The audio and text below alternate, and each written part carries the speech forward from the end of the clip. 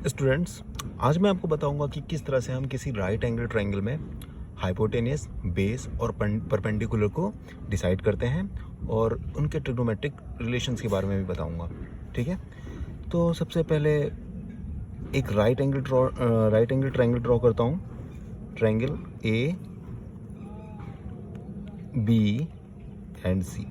ये right angle triangle होता है। राइट एंगल ट्रायंगल मतलब जिसमें एक ट्रायंगल जिसका एक एंगल 90 डिग्री होता है। मान लेते हैं कि ये एंगल 90 डिग्री है, ये भी एंगल कोई होगा और ये भी कोई एंगल होगा और तीनों एंगल का सम 180 डिग्री होता है। ठीक है, मान लेते हैं कि ये एक एंगल थीटा है। ठीक है, और ये एंगल होगा कुछ।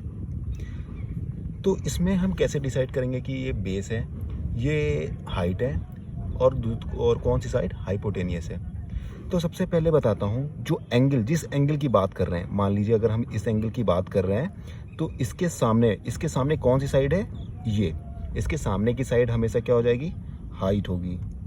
ठीक है, दूसरी साइड क्या हो जाएगी, इस एंगल से जुड़ी हुई। ठीक है, बेस। अब इस एंगल से तो ये लाइन भी जुड़ी है, ये बेस क्यों नहीं है, और क्योंकि ये सबसे बड़ी है। ठीक है, 90 डिग्री के सामने वाला जो साइड होगा वो हमेशा हाइपोटेनियस होगा और इसकी लेंथ भी क्या होती है, सबसे ज़्यादा होती है। ठीक है, हाइट को हम क्या बोलते हैं, लंब। ठीक है, बेस को आधार बोलते हैं और हाइपोटेनियस को कर्ड बोलते हैं। कर्ड जो होता है सबसे लंबी साइड होती है। अच्छा ठीक है, ये भी कोई एंगल होगा। अब इसी ट्रायंगल को मैं दोबारा से ड्रॉ करता हूँ और फिर हम देखते हैं कि बेस, हाइपोटेनियस और हाइट किस तरह से चेंज होते हैं। A B C, same to same यही फिगर है। बी 90 डिग्री पर है। मान लेते हैं कि अब हम इस ट्रायंगल की बात कर रहे हैं, तो इस एंगल के सामने वाली साइड है ये, तो ये क्या हो जाएगी, हाइट। जैसे कि यहाँ पर देखेंगे, इस एंगल के सामने वाली साइड क्या होती, हाइट थी। यहाँ पर इस एंगल के सामने वाली साइड क्या होगी, हाइट होगी। ठीक है, और दूसरी वाली क्या हो जाएगी, बेस। बेस और हाइट हमेशा 90 डिग्री से जुड़े होंगे। ठीक है, और 90 डिग्री के सामने वाली साइड क्या हो जाएगी, हाइपोटेनियस। दोनों ही कंडीशन में हम देख रहे हैं कि हाइपोटेनियस सेम है। ठीक है, आपको अच्छी तरीके से समझ में आ गया है। अब मैं कुछ आपको ट्रिग्नोमेट्रिक रिलेशंस के बारे में बताता हूँ कि आपने जैसे सुना होगा साइन थीटा, कॉस थीटा, किस तरह से ये इनका रिलेशन होता है हाइट से, बेस से, परपेंडिकुलर से या हाइपोटेनियस से। परपेंडिकुलर हाइट को ही परपेंडिकुलर बोलते हैं।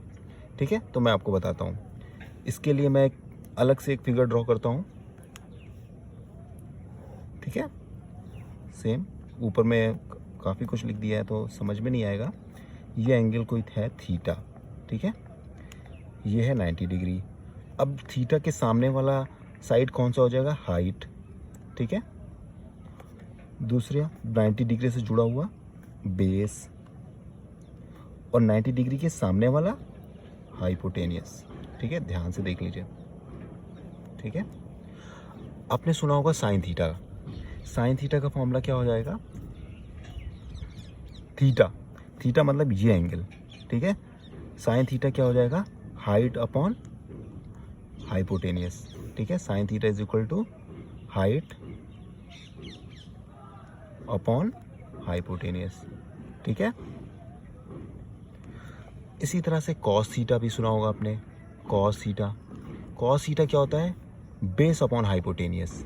तो अगर ये थीटा है तो बेस ये होगा और हाइपोटेनियस ये होगा, बेस अपॉन हाइपोटेनियस। ठीक है, इसी तरह से टैन थीटा भी है। ठीक है, टैन थीटा कैसे लिखेंगे हम, मैं बताता हूँ। टैन थीटा होता है height upon base, height upon base. ठीक है, हाइट है, किसी बुक में आपको परपेंडिकुलर लिखा हुआ भी मिलेगा, तो हाइट और परपेंडिकुलर एक ही बात है। क्या होता है, बस किसी बुक में हाइट लिखा होगा, किसी बुक में परपेंडिकुलर होगा, इससे आप कंफ्यूज मत होना। ठीक है, बहुत ही इजी है। अगर आप ये फॉर्मूला याद कर लोगे तो आपको जो एग्ज़ाम में रिलेशंस निकालने होते हैं, एग्ज़ाम में जो क्वेश्चंस आते हैं उनको सॉल्व करना बहुत ईजी होगा। सबसे अच्छा होगा कि इसको ट्रिक से ना याद करके अपने माइंड में याद कर लेना, ताकि ट्रिक से थोड़ा चीज़ें डिफिकल्ट बन जाती हैं कभी कभी। सो अगर आप याद करोगे sine theta is equal to perpendicular upon hypotenuse या हाइट अपॉन हाइपोटेनियस, तो वो मैथ्स आपके लिए ईजी लगने लगेगी, ठीक है, क्योंकि ट्रिक यूज़ करने में काफ़ी टाइम वेस्ट होता है। अगर आप इसको याद करोगे तो एग्ज़ाम में डेफिनेटली काम आएगा, ठीक है। आगे मैं आपको बताता हूँ, साइन थीटा आपने सुना है, कॉसेक थीटा सुना होगा, ठीक है। तो मैं आपको बताता हूँ कॉसेक थीटा। यहाँ पे जैसे कि साइन थीटा होता है हाइट अपॉन हाइपोटेनियस, ठीक है। तो जो कॉसेक थीटा होता है वो साइन थीटा का उल्टा होता है। Cosec theta is equal to hypotenuse upon height,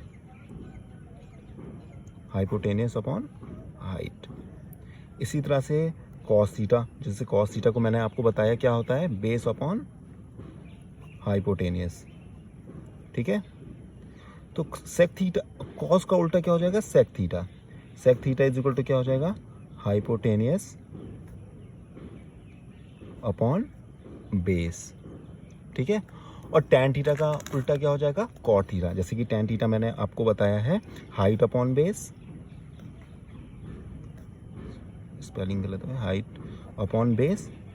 तो कॉट थीटा क्या हो जाएगा, जस्ट उल्टा हो जाएगा, base upon height, base upon height, ये हो जाएगा हमारा कॉट थीटा। ये रिलेशंस हैं, अगर आप इनको याद कर लोगे तो ये जो मैथ्स है, ये ट्रिग्नोमेट्री है, ये बिल्कुल इजी हो जाएगी। और ये प्राइमरी स्टेज है, इसको आप अच्छे से याद करो। मेन है ये cos theta, sine theta, cos theta और टैन थीटा, ठीक है।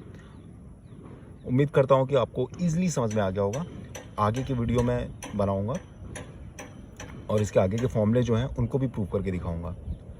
So thank you for watching.